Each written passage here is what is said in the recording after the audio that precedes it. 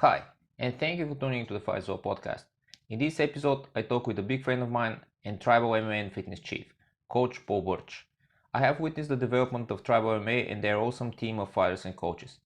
With Coach Paul Birch, we had a great chat covering the history of Tribal MMA team, the unique approach of coaching and putting things in structure together, and importance of safety in training.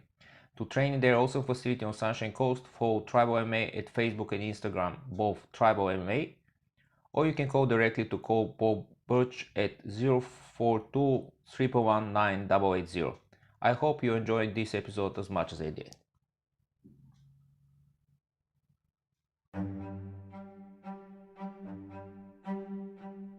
Why do we fight? To protect home and family. To preserve balance and bring harmony. For our kind, the true question is, what is worth fighting for? The Fight Is All podcast.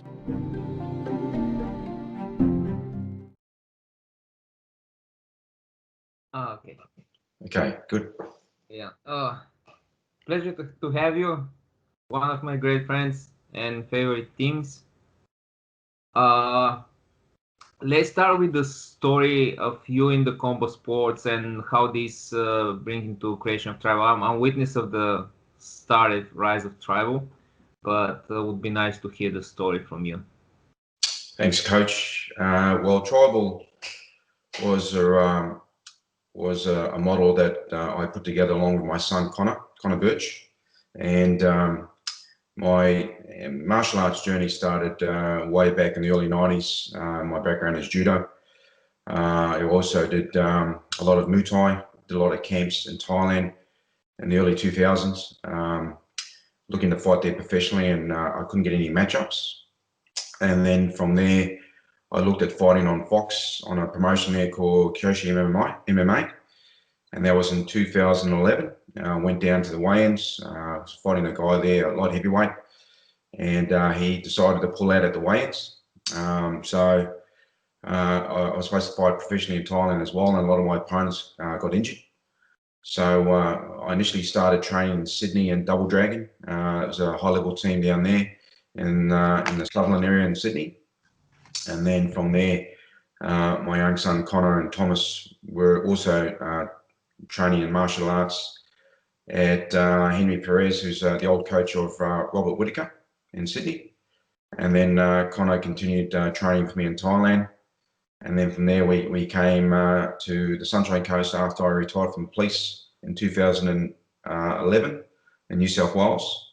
And we decided to put a setup together, Tribal. And I came up with Tribal. It means everyone comes from somewhere. And we actually started operating in 2016. Initially, we were training in our garage, and then we started, just my son and I, and then we slowly developed a couple of guys, and here we are.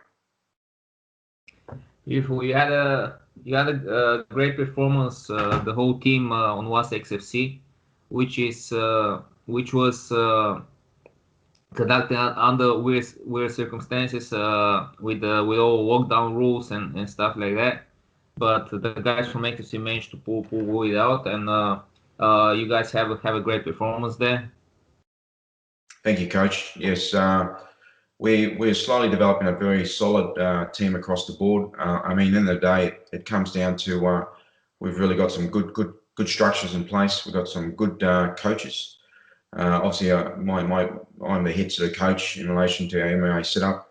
We had a previous head coach with our BJJ instructor, Andrew Bailey, who's now stepping down and having a break from the MMA and BJJ, and I think sort of Andrew's looking at going in a different direction for himself, and we're very fortunate to have a new high-level BJJ instructor,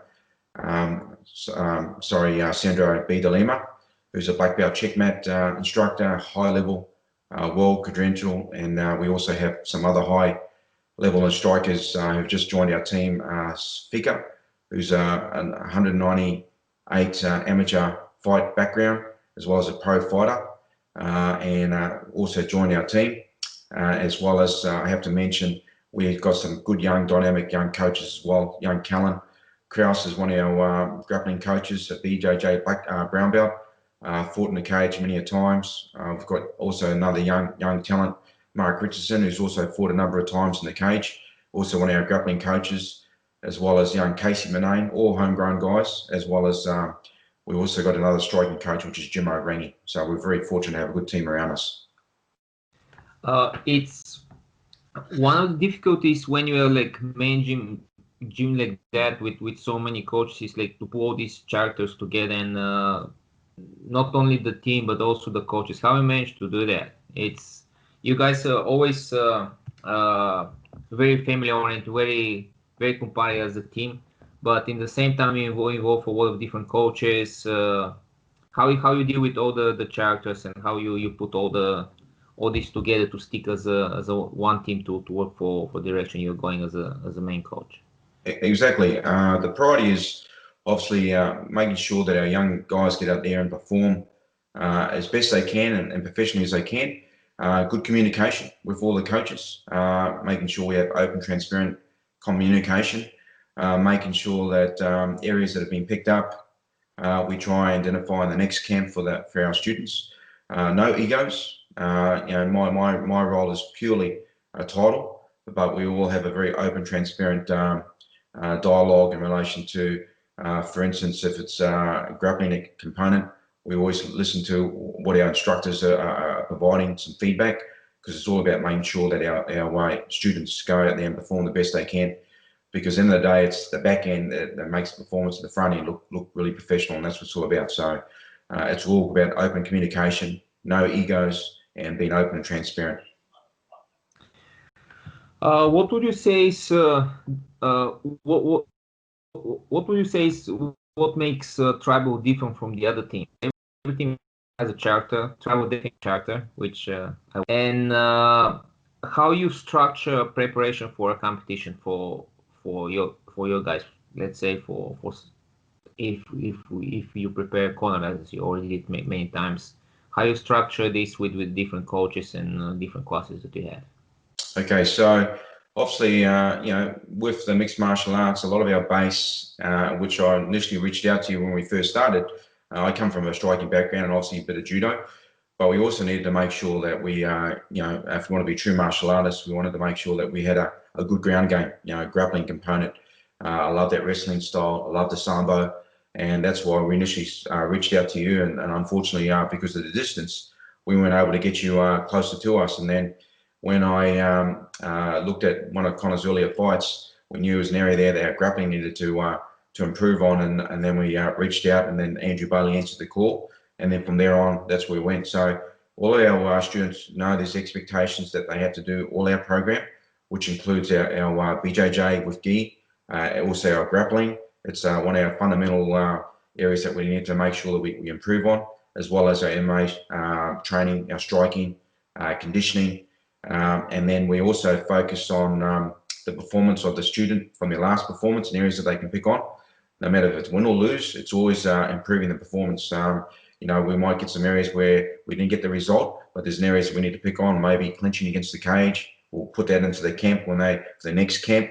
So everything we always do some feedback and review our performances, whether we get the wins or we get the losses, because it's a game of inches. And there's so many high-level teams out there. We need to make sure we stay ahead of the game, and we always make sure we improve our performance across the board, all our fight team, and then we try and implement that within our structure with teaching our new students. So again, it's evolving all the time.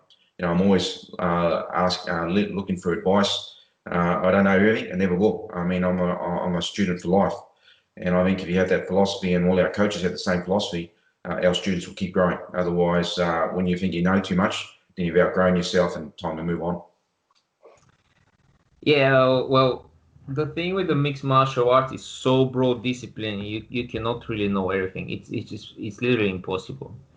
But in the same time, I think structure is important, and how you put the different elements together, and that's what makes a game successful, because it's very tempting sometimes to lean one side or the other side that you feel comfortable. But the beauty of our sport is it's kind of like self-regulating. If you lean too much one side, you will find out that you miss others. So that's kind of like give you hints. When you're making your analysis, of a fight. Did you involve the other coaches? Did you do them yourself? Do you involve the students? How you do that? Okay, so for instance, future opponents coming up and they have a bit of experience in certain areas, say for instance grappling, definitely we're going to get some feedback from our grappling coaches, our BJJ instructor, and look at areas that the opponent has been very strong at, and for instance might be triangle defense. We look at that, or might be clinching against the cage, or we might be going against someone who's a top striker. Work on a strategy to try and take them down, or see what sort of lead they have. Do they lead with the jab, or the 1-2 combinations, or some particular fighters only use the same combination all the time. So we'll look at different combinations to counter those combinations. So again, it's analysts, but also in consultation with the other coaches, and then ultimately I have to make the final call. But again, it's all about consultation. It's not about I'm not the show. It's not Paul Birch Tribal. It's Tribal, and that's what it means. It means collectively all our coaches putting their heads together. But ultimately, I make the decision once we decide to move forward and go with the game plan. Once you create a game plan, how you force these moves that you involved in the game plan in the heads of the student. That's very interesting because everyone has different approach. So you have a game plan, you mark certain moves, and how you make both for, like, let's separate this for striking part and for grappling part. How you install this in the head of your fighter, Okay, so for instance, when we're doing specific training for that particular fighter, especially during one-on-one training, we may, for instance, get one of our other students to mimic the behavior or methods or movements of the opponent, and keep practicing those so they start to get familiar with that sort of style. For instance, one opponent might be a southpaw, so we make sure that we get our student to be able to handle southpaw style. For instance, if another student is for the opponent is good at grappling and likes to do the clinch off the cage, then we need to start looking at some strategies to overcome the clinch. And especially if our students not feeling too strong or comfortable around the cage, we want to try and make sure that we can get them off the cage, and we'll work out some strategies how to defend the clinch against the cage and push off and create some distance. So, various ways we use it. Some of the coaches will do some pad work with the sticks, creating range or distance. We might use a leg pad for one side, which that particular person likes to throw their kick on the one side, and then we will try and counter that with combinations and see how our student reacts, work out a game plan.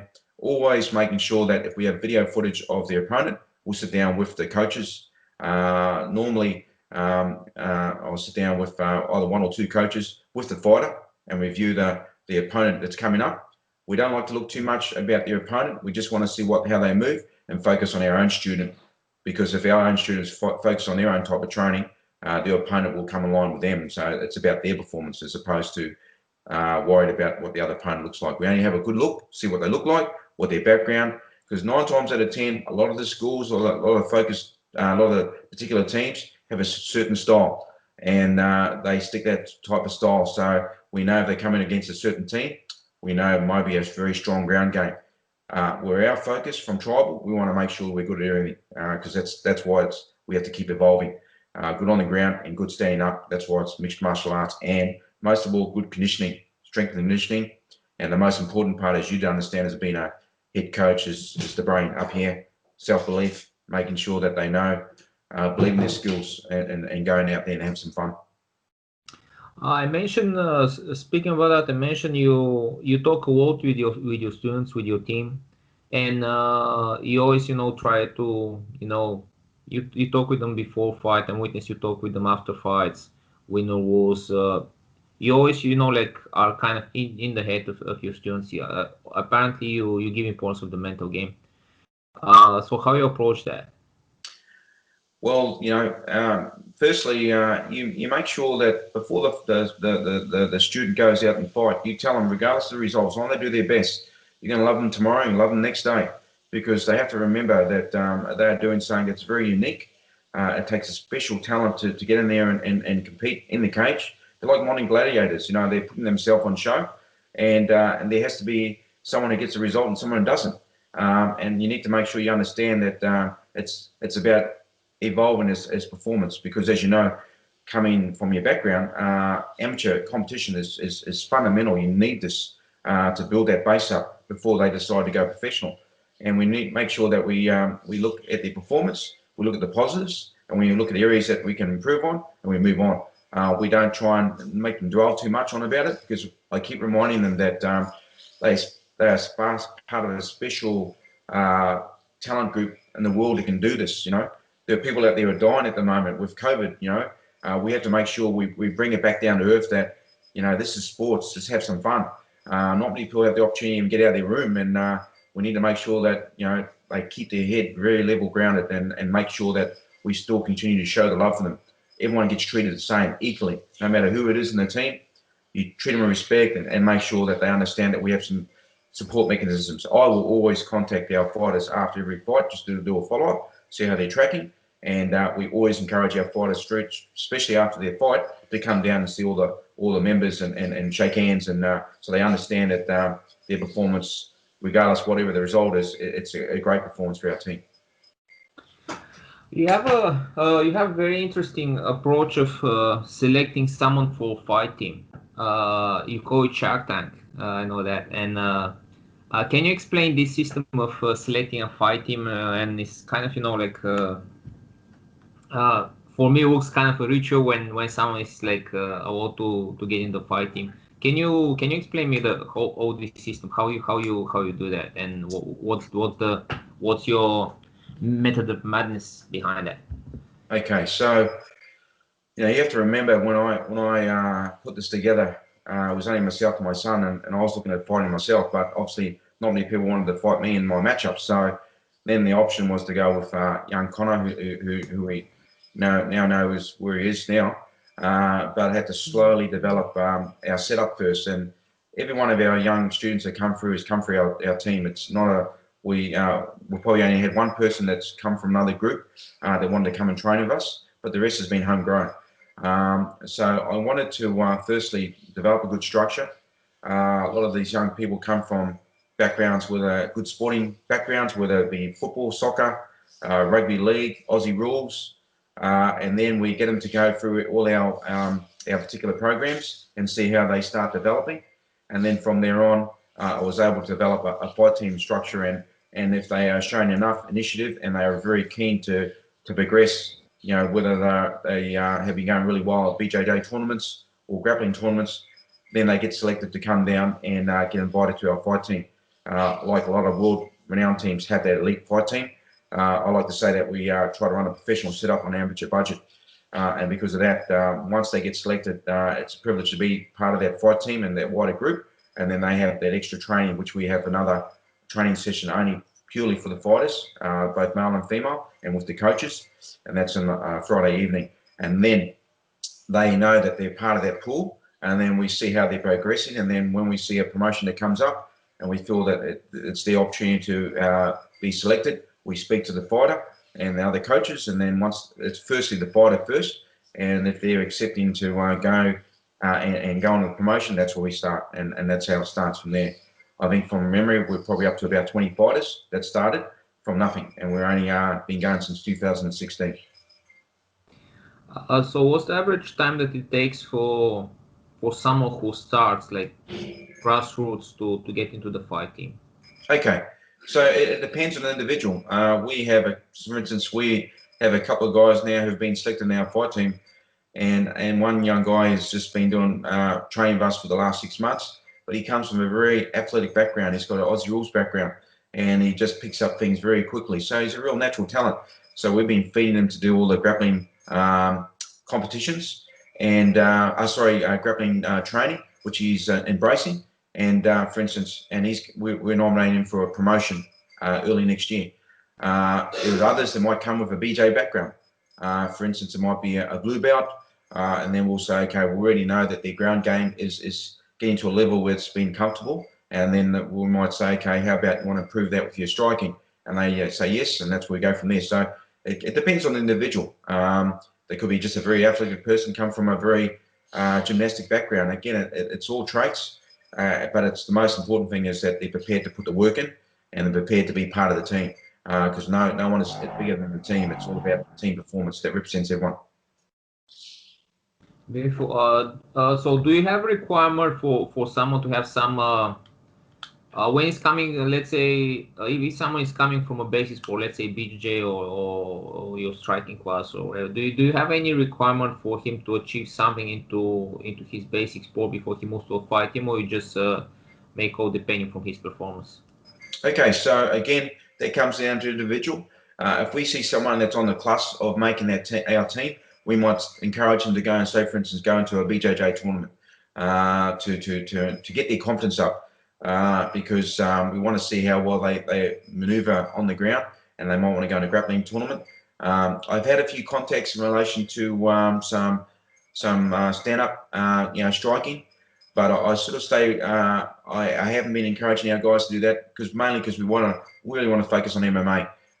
So we really just focus on the grappling component, because that's an area that we know it's an area that we have to keep improving on. It's a very strong area that's in the game, and we need to know it's one of the basis of MMA. So we already know that our striking is coming on point. Our team is renowned across the board that all our guys have some good striking. So we need to make sure that their MMA, their grappling, and their strength and conditioning complements their grappling. So more so the BJJ and the grappling tournaments is really what we want to focus on. And then we feed our guys. If they show some potential or they're picking up some really good areas, then yes, they get invited to the team. Some of them probably haven't been there, but we try and put them through a form of a shark tank in our training to see how they respond to that. And if they can respond to that, then they get invited to the next level. Being in the fight team doesn't necessarily mean they're going to be fighting straight away. It could be they could be still in there for 12 months, still developing their skill set before they get an opportunity to go and fight. Explain the concept of Shark Tank. It's not very useful when I'm coming from, so I'm very interested from this approach. So can you explain that, please? Okay, so I have a saying that train hard, fight is easy. And part of the, say for instance, for a fight camp, for instance, we look at our student, they'll average a camp probably about 6 to 8 weeks. Bearing in mind they've been staying in shape, been training, but we actually specifically put them through a camp. And a shark tank is traditionally we put that probably 2 weeks out from their fight, where we will have a number of fighters who will come in to put that student in a very uncomfortable positions in a controlled environment, and they, for instance, will probably do about 6 to 8 rounds of sparring, including takedowns, fighters only.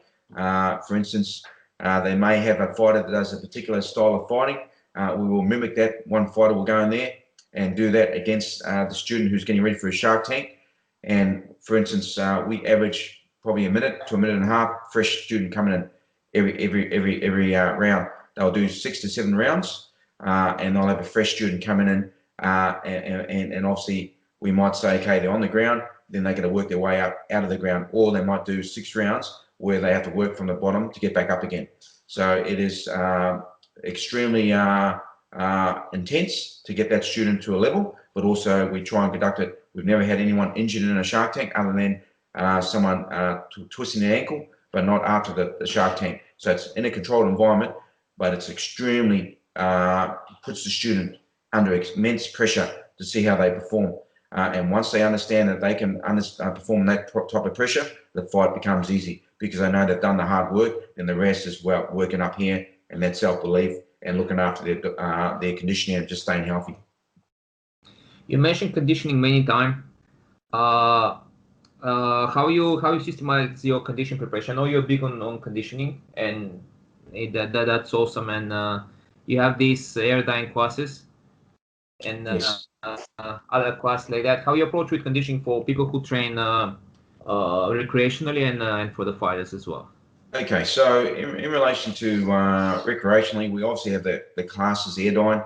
There's a class that I monitored and evolved from when I was training in Thailand, aka Thailand, and they have a class there that, for instance, Khabib, they put them on the bikes, they're doing rounds on the pads, bags, simulating a 5-round fight and putting you under extreme pressure, doing conditioning with weights, kettlebells, then sprawling, punching bags, back on the bike again, trying to get their heart rate again. It's trying to get your heart rate accelerated up high and then breathing back down again.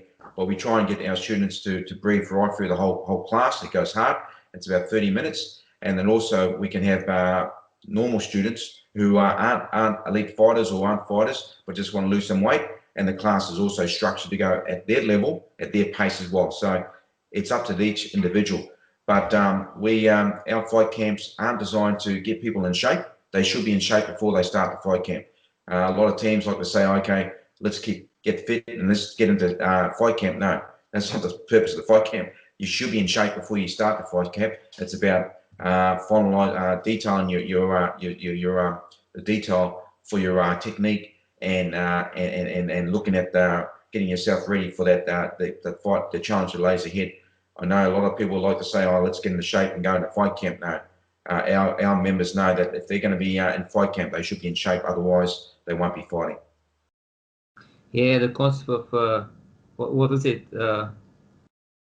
360 days fight camp. You always have to be in shape. Well, it makes sense when you're in the sport because like when you're in shape, you also protect yourself from injuries.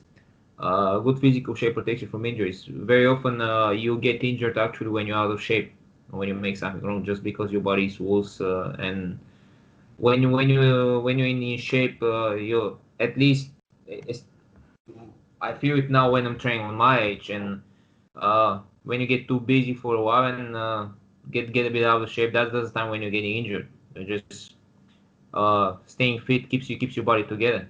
It's very important.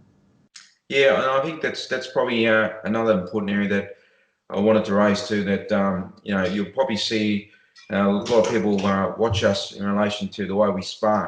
I'm not a fan of 110% sparring. I mean, I've trained like yourself overseas, and sparring 100% doesn't work. It's not effective because in the day, if you're sparring 120%, all you're doing is covering up. You're not using any technique whatsoever.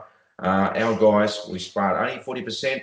No elbows, no knees. It's all controlled. We don't use headgear because we want to see what's coming at us. We work on our footwork, and even when they're Shark Tank, it's still the same process.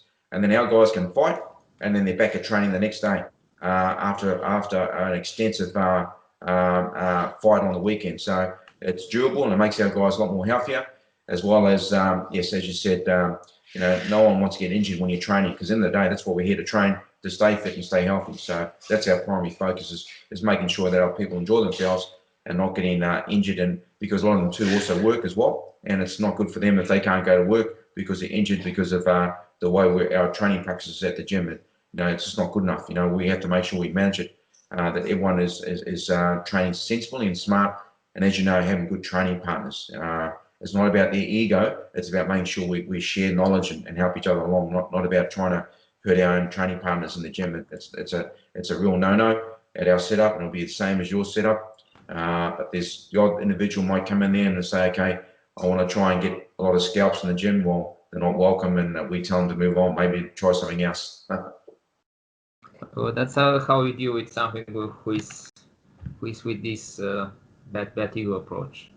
You just do you try to kind of deal with them, or like you're not risking at all with such people?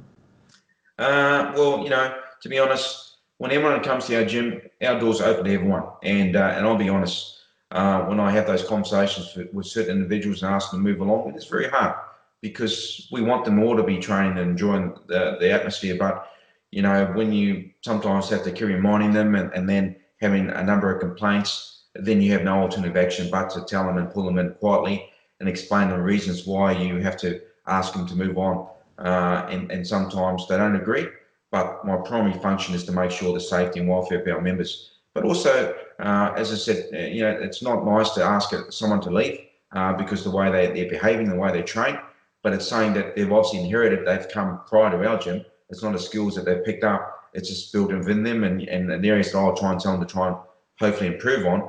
But once, in my all years of operating, we've only had to ask on a single hand a couple of people to move on, only because of the way they were very aggressive, or maybe they just didn't fit into the structure, and our setup wasn't for them. And again, those are days that you don't really like, and I always think of those people. But at the end of the day, it's about making sure that our tribe is safe and that everyone is also enjoying their environment. Because if someone who's very aggressive and hurting others, if it's making them feel uncomfortable, it's definitely going to make me feel uncomfortable.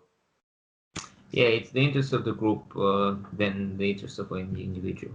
It's you mentioned you don't use headgear, so there's kind of this debate in the sport, pro and against headgear. How is your approach about that? Well, to me personally, I think the reason for the headgear, it also obstructs your view, your vision. You can't see the punch that's coming for the hooks or coming around, and obviously a lot of gyms use headgear. They go flat out. That's fine. I mean, we use a recipe that I think it works. I've trained overseas at a number of high-level fight camps, and probably I've only seen 1 or 2 fighters wearing headgear, and they were getting clipped a lot because they couldn't see the punch coming or the kick come from the other side. And again, they were going 100%. That's the way they were doing it. Their camp, that's fine. But I find we have the headgear available for our members. They can use it anytime they want. But we find that a lot of them don't want to use it. But we always make sure that safety gear is available if they want to use it. But yeah, me, I'm not a fan of it. I just think it skews your view. And also, if you're throwing haymakers and hitting from the rafters, there's not much technique going along there. And that's where to be really careful of. And that's where injuries start to occur. I mean, headgear is also good for head clashes, protect your head. But our guys train very smart. So, and that's also a reflection on our team and also a reflection on our coaches that keep close eye on how our guys are training.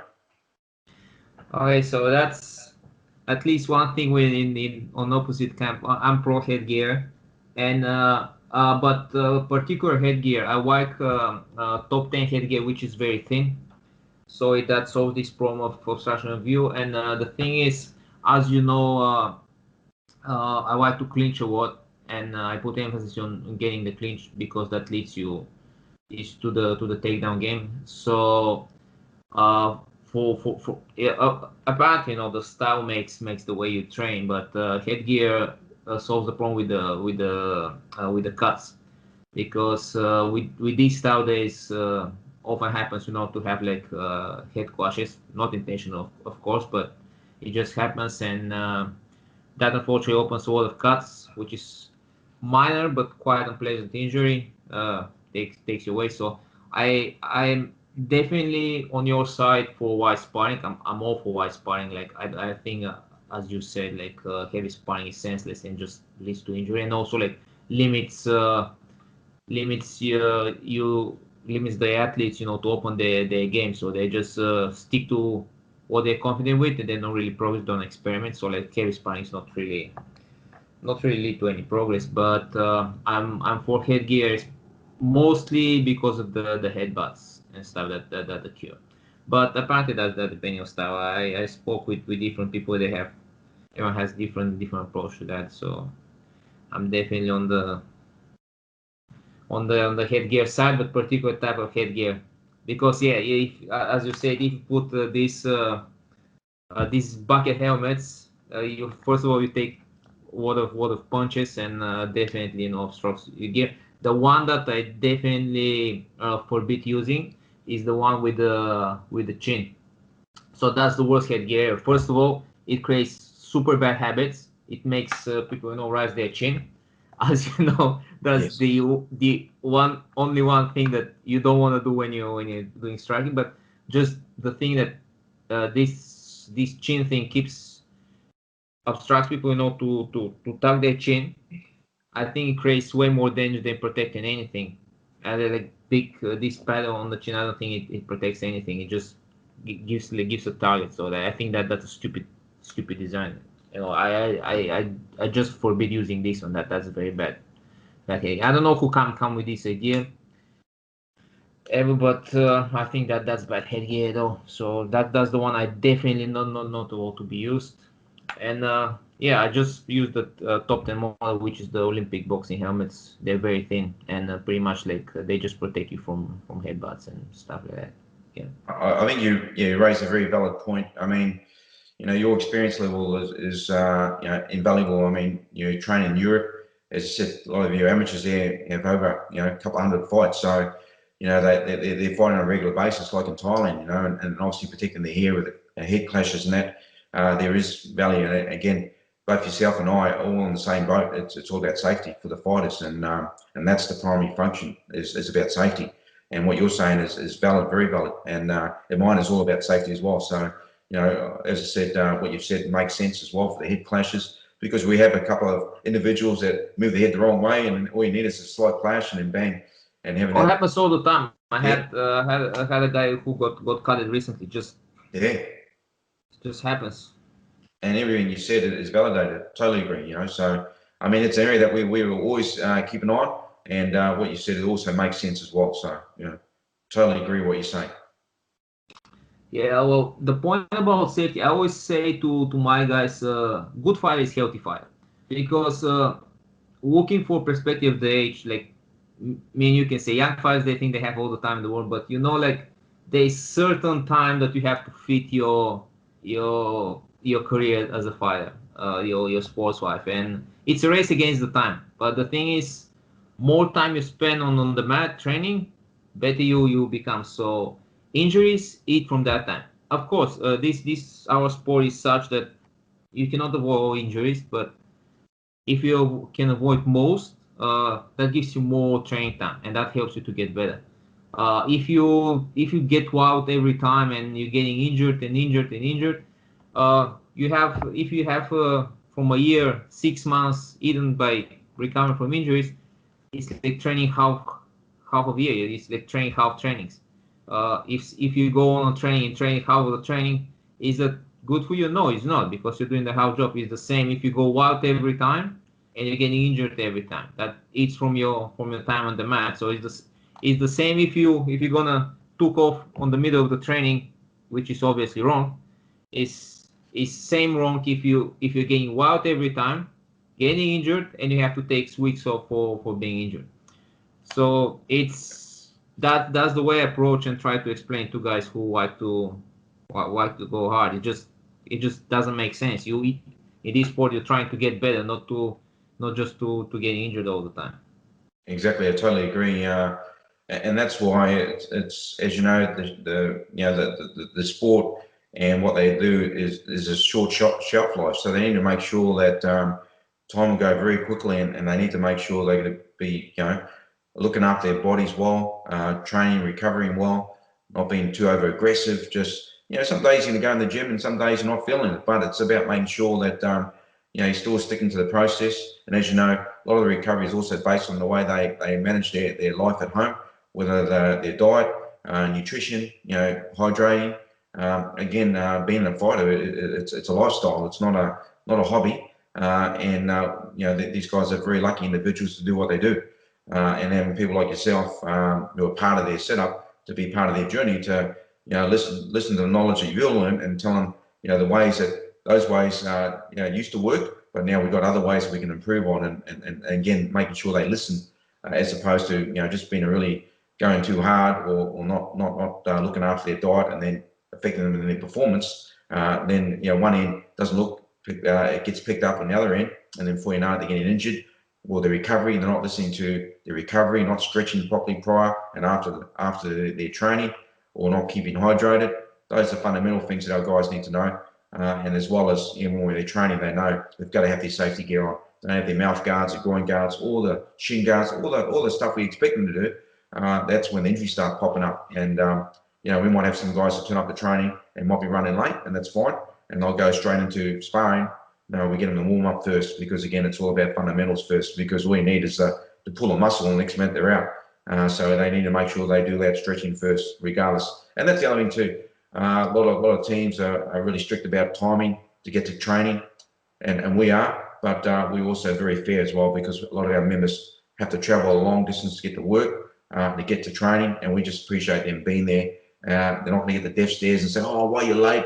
50 push-ups." Again, it's about being sensible, and because these people look at our place as a wellness center as well. It's about coming here and having some fun. Yeah, beautiful.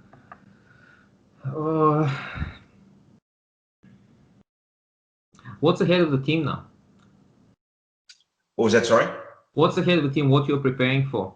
Okay, it's a bit weird situation. So it's the competition is scarce. We recently was able, to do a small grappling competition thanks to the guys that organize in Warwick. So what's coming up for tribals? Okay, so again, this is a shout out to all the promoters. I mean, some of them don't get on well with each other, but from our perspective, we love working with XFC, Matt and Daniel. We love working with Cam at Eternal. He's a lovely guy. I mean, he's down the Gold Coast. He's trying to do great things down there. We work a lot with Joel at Coastal Combat. We're currently got two guys who've just got their matchups come through that'll be fighting on Grow Strong with Ben Pepper.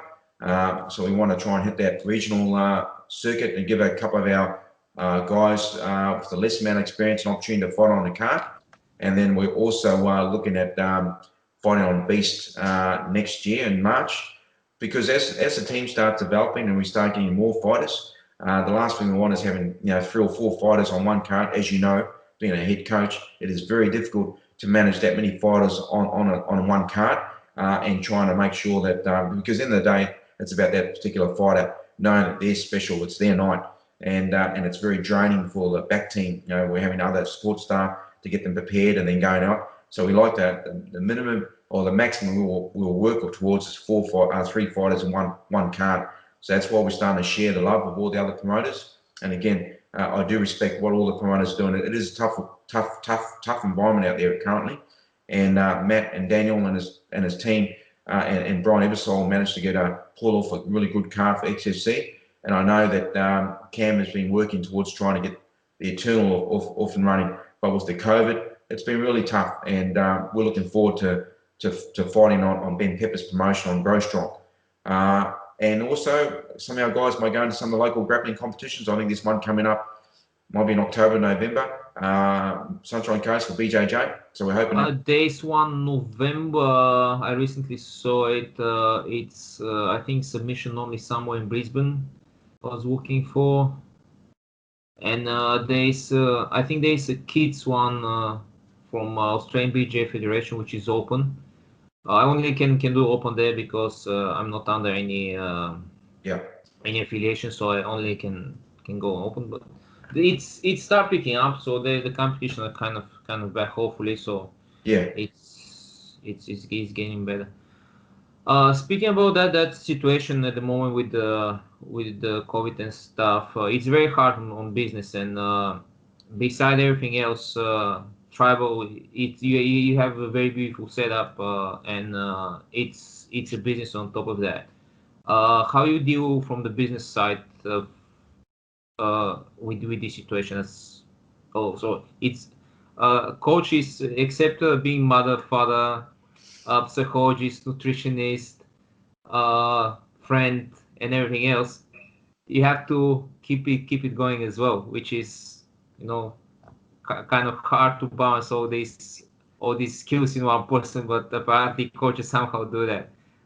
So the hardest thing, at least for me, always was the business side. How you deal with that? You're obviously successful with that, and I'm really interested to hear your thoughts. How you deal with the business side of keeping Tribal Gym open and successful with the people.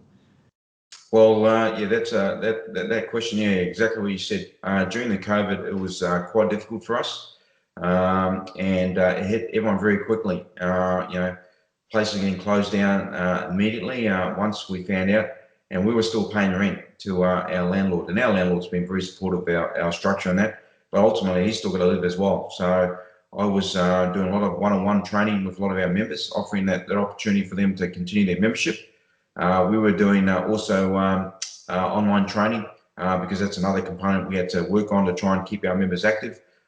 We had some videos on YouTube for them to look at easy workouts, some movement training, as well as the other component was making sure that I was very fortunate to have a supportive family at home trying to help me get through this because a lot of our members too were struggling with mental health.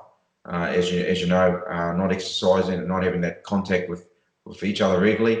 I'd probably reach out to them on a regular basis, or we had a really solid network, and just slowly all working together. communicating with our members through emails to see how they're tracking, to say, we had supportive members who are still helping us through those lean periods. And no doubt when we got back together again, they are the members who are still there helping us, because in the day, they're our nuts and bolts. They keep our centre growing. They keep our place operating. And without them, we would not be here. So ultimately, we really thank our members and family to support us. And whatever money we do get, it goes back into feeding into our centre. Paying our rents, our electricity, our insurances. And as you know, you got to be the father, you got to be the mentor, you got to be the HR manager, you got to pay, you got to make sure you do a welfare check. That is the most important thing. Keep an eye on our members in terms of their mental health. And also, we do that 360 degrees where they check up on us as well. So we're very, very fortunate to have some lovely people who are part of our setup. Parents, young kids that encourage us, and that keeps us motivated to keep our centre open. Having some lovely messages and texts from our kids and family, seeing our young guys fight last week, how proud they are the way our boys compete, but also how they act in and out of the cage. That is fundamental, being a good role model, because at the end of the day, that's what a true martial artist is. It's about being a good person and being an upstanding member of the community, not being someone that's inappropriate or bad reflection on our group. That is, to me, is fundamental. I don't care who you are. You can be the best fighter in the world, but if you don't have the skills or respect of those in and out of the cage, you're not welcome in our setup. I have a saying that at Tribal, we give a hand up, not a handout. Yeah, beautiful. And as you said, I keep repeating that that's super important, that it's very important to represent the sport and the team inside and outside the cage. And it's very simple. Every competitor is example for the young guys who are coming after him. Even if you're not super famous, there's someone, let's say from the kids from the gym, who tries to imitate you, because especially when you're young, you think that everyone someone who is successful in something that you want to be does, it's part of him. And it's very important how you influence the other people, and that's the purpose of the sport. The purpose of become good as an athlete or something is to give a to do a good influence to the other people. And it's the sport is actually a tool to do that. So you achieve something, but at the same time, it's very important how you represent and how you influence the other people who are coming after you. That's the purpose of the sport, which kind of contradicts for the professional promotions, but hopefully the amateur sports still keep these values. And I kind of, maybe I'm getting sentimental by getting old, but I start appreciate that more than the professional setup, which has its value, but unfortunately has happened now to turn that way. That has quite detrimental influence to the young people, by my opinion. Yeah, I totally agree. I mean, end of the day, it's where the amateurs will start that base first, and if they learn those fundamental skills of being a good sportsman, both in and out of the cage and reflecting their team well. But because at the end of the day, their parents are watching, their grandparents, their neighbours, the young children that they set up, are seeing the way they behave, and they mirror their behaviours. And if they don't act appropriately, then they start, following their behaviours. I mean, at the end of the day, it's about putting people on seats to come and watch them fight. But I mean, if you're a truly talented artist, a martial artist, no matter, you don't have to use your, look at GSP, George St. Pierre, classic example of being a great role model, good sportsman. People still pay to come and watch. He doesn't need to talk badly about his opponent. It's about respect. People love him because of the way he presents himself, and that's what we need. We need artists like that, because the ones who foul mouth are going to get caught with the law, and people will be more worried about their exploits out of the cage as opposed to what they did in the cage. I personally think that's kind of a wave now, but I think it will go away. I think the arrogant behavior in the sport, because you say the fighters like JSP, Anderson Silva, they was great, super successful, without having to to dig into this trash talk and stuff. And as you said, I think next generation of fighters, people coming with amateur background, and I emphasize on that on MMA amateur background, and having that, that's like an education. You get used to fight. You used to appreciate the other people who fight, because now there was there is not anymore, but I think there was still fighters who kind of sneak into professional MMA just for the sake of being professional fighters. But I think with the rise of the amateur MMA, the next wave of fighters who are now young, but in a couple of years they'll be the professionals. It will clear the sport, just because these guys are way more well educated. They know the value of winning and losing, because they have been there many times.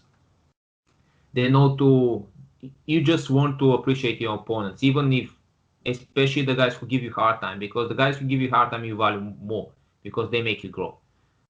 You want you When you make 100 fights, you won't remember your easy fights. You remember the hard fights. You remember the guys who actually stand up and make you work.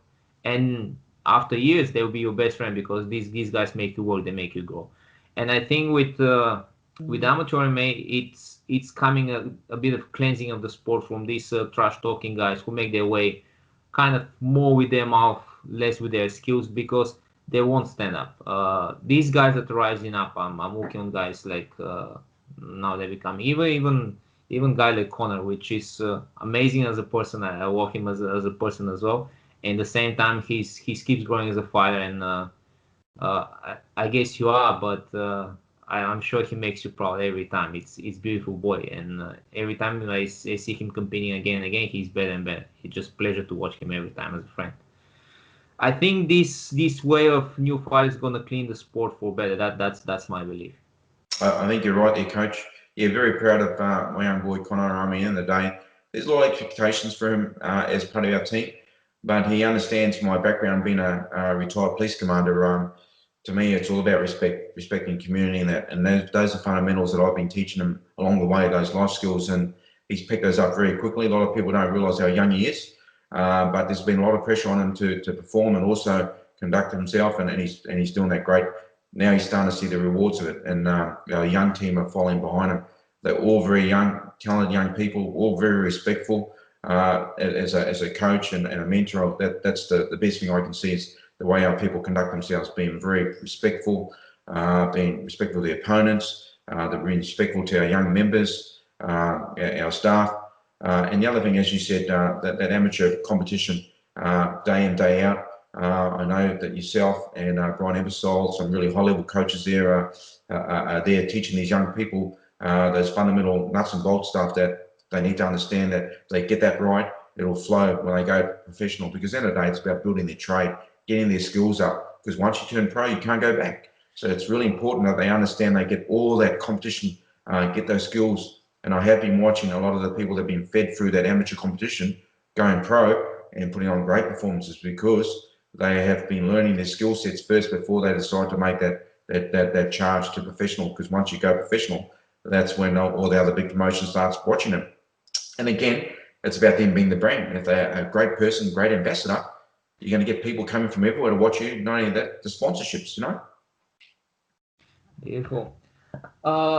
Coach, can you give the people contact? So, of course, I have all of them, and I'll post them in description of this interview. But let's just go through it. How people can contact Tribal, follow you on social media, and come train with you.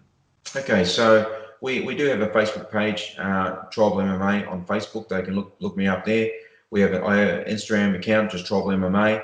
Our email address is Tribal MMA 65 at gmail.com, and they can also contact me on my mobile directly, 042 111 9880, 042 111 9880.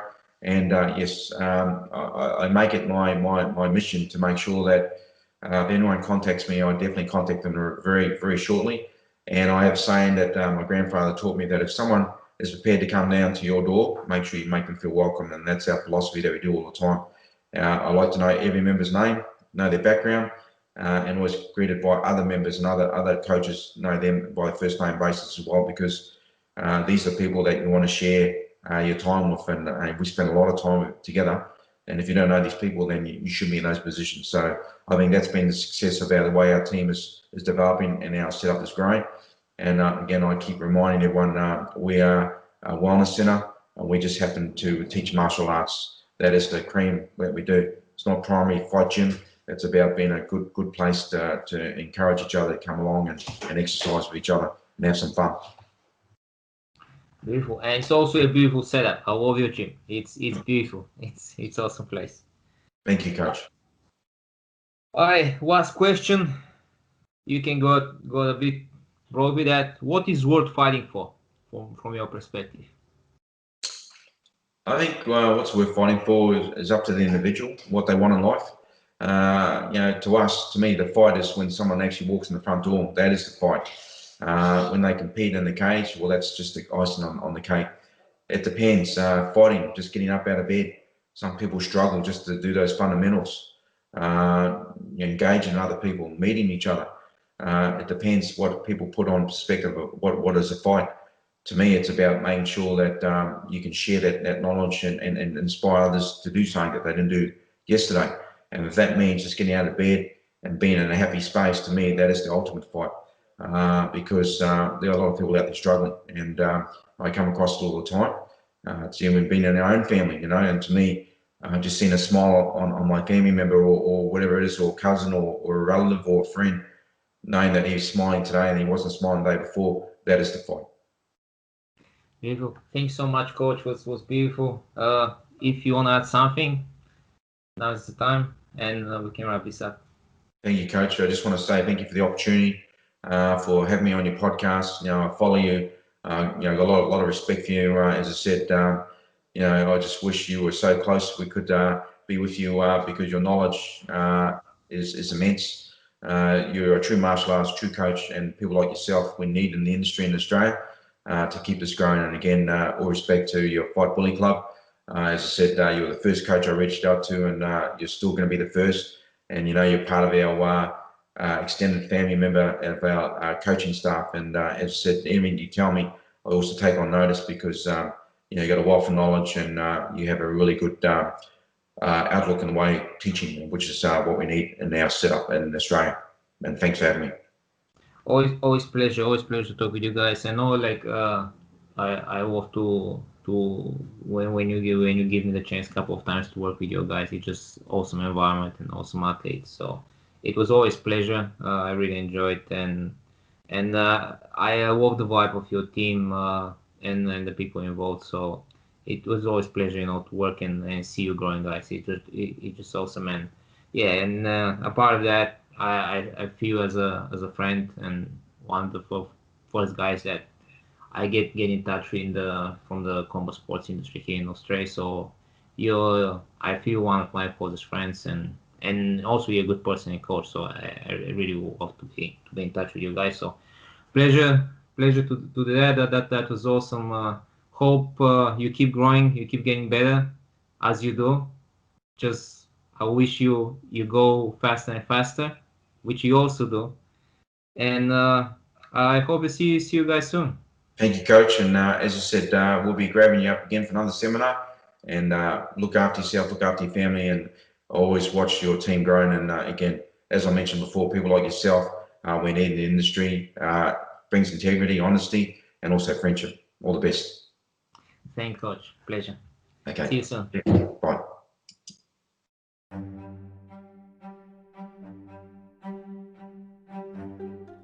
Thank you for listening to the Fight Zone podcast. Subscribe in your podcast app to receive the next episode. Stay strong and stay safe.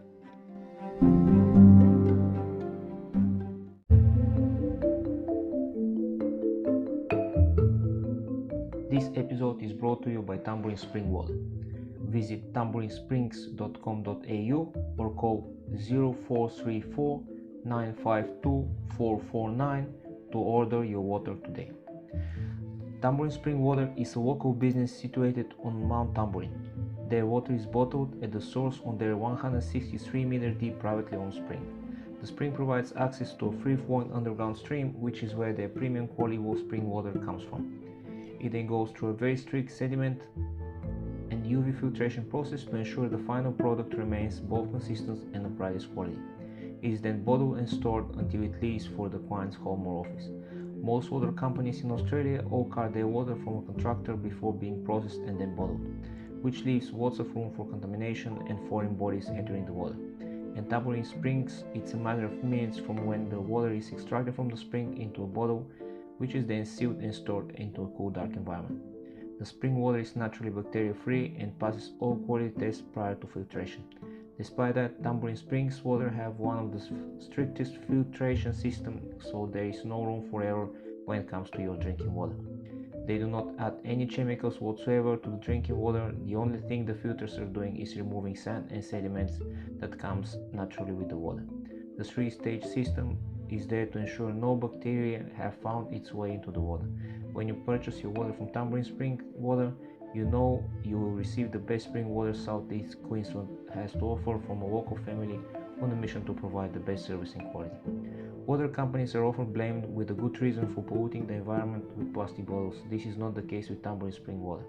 Your water is delivered to your door in 50 or 20 liter bottles, and your used bottles are collected, disinfected and refilled again, so zero plastic waste goes into the environment. Me and my family are also using Tambourine Springs water way before they decided to sponsor this podcast. By experience, once you drink real spring water for a while, you cannot drink from the sink anymore or any commercial waters from the supermarket because it smells bad and has bad taste. Ridiculously enough, in Australia you can mix 50% of the water with tap water and label and sell it as spring water. This is not the case with Tambourine Springs water. I personally know the family who owns it, and I have been numerous times in their small factory to see my water being bottled straight from the spring after the filtration process. Majority of my team also purchase their drinking water from Tambourine Springs Water.